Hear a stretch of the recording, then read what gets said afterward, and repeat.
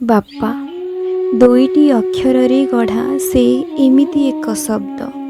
ଯେବେ ସେ ଶବ୍ଦ ବିଷୟରେ କିଛି ଲେଖିବାକୁ ଯାଏ, କଲମ କାନ୍ଦେ, ଶବ୍ଦ ମଧ୍ୟ ଅଟକିଯାଏ, ହାତ ବି ଥକିଯାଏ। କିଛି ସମୟ ଭାବେ, କେଉଁଠୁ କରିବି ଆରମ୍ଭ, କେଉଁଠି କରିବି ଶେଷ।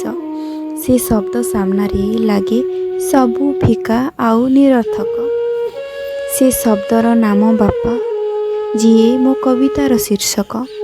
ବାପା ଶବ୍ଦଟି ବର୍ଣ୍ଣନା କରିବାକୁ ଲାଗେ ଭାରି ସହଜ, କିନ୍ତୁ ତାକୁ ବୁଝିବାକୁ ଲାଗେ ଭାରି ଜଟିଳ। ତଥାପି ସଂକ୍ଷେପରେ କରୁଛି ଚିତ୍ରଣ। ବାପା, ତୁମେ ଜୀବନର ଶୁଷ୍କ ମରୁଭୂମିରେ ସାହସ ଓ ବିଶ୍ୱାସର ଚିରସ୍ରୋତା ନଈଟିଏ। ମୁଁ ଗୋଡ଼େଇ ନିଏ, ମନସ୍କାମନା ଲାଗେ ଯାଚି କିଛି ନାଲି ସୂତା।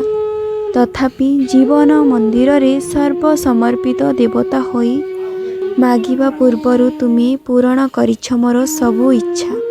ତୁମେ ମୋ ଜୀବନ ଆକାଶରେ ଭାସ୍କର ହୋଇ ଜୀବନରେ ଥିବା ଅନ୍ଧାରକୁ କରିଛ ଦୂର।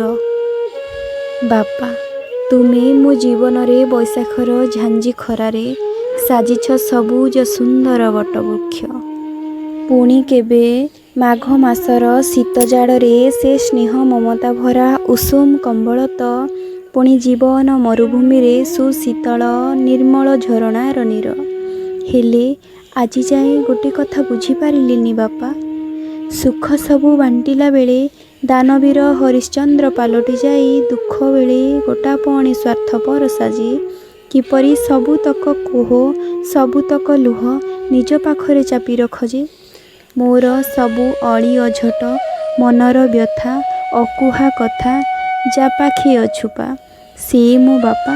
ସେଥିପାଇଁ ବୋଧେ ବାପା ତୁମେ ପଥର ପୂର୍ଣ୍ଣ ସ୍ନେହ ମମତାର ଅତଳ ସାଗର। କଷଣ ବୁକୁ ସହ୍ୟ କରି ସାଜିଛ ଧୈର୍ଯ୍ୟବାନ ପାହାଡ଼। ଏ ଜଗତରେ ତୁମେ ଚଳନ୍ତି ଈଶ୍ୱର, ତୁମ୍ଭ ପାଦ ପଦ୍ମେ କୋଟି ପ୍ରଣାମ। ବାପା ତୁମେ ଈଶ୍ୱର ସମାନ, ତୁମ ପାଦ ପଦ୍ମରେ କୋଟି ପ୍ରଣାମ।